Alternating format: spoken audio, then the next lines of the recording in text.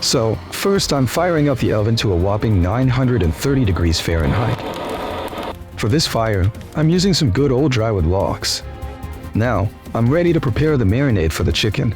I decided to go with 1 tablespoon of extra olive oil, 2 teaspoons of salt, 2 teaspoons of paprika, and 1 teaspoon of freshly ground pepper.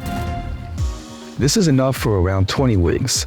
Using your hands, mix and massage these wings thoroughly to ensure maximum flavor. Once finished, I'm going to go ahead and skewer them. If you're using wooden skewers, make sure to soak them for at least 1 hour beforehand in some water. While it can be a little more difficult to put wings onto large metal skewers, with some practice, it becomes a breeze. With the chicken prepped, I'll use a pizza peel to spread the coals apart, creating a space in the middle.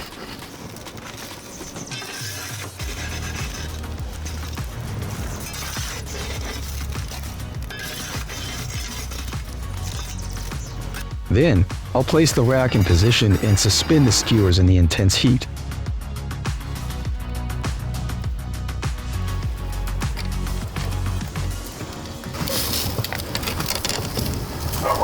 I'll give the chicken 60 seconds at 930 degrees Fahrenheit.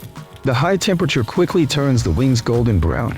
Come closer and watch this chicken cook to perfection on the fire.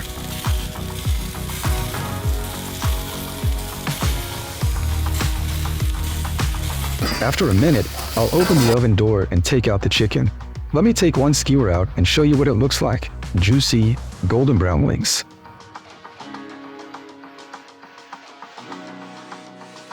All that's left to do is enjoy this masterpiece. This method is my favorite for grilling wings, steaks, or any kind of meat, and that's why I love pizza ovens. It's easy, healthy, and most importantly, fast.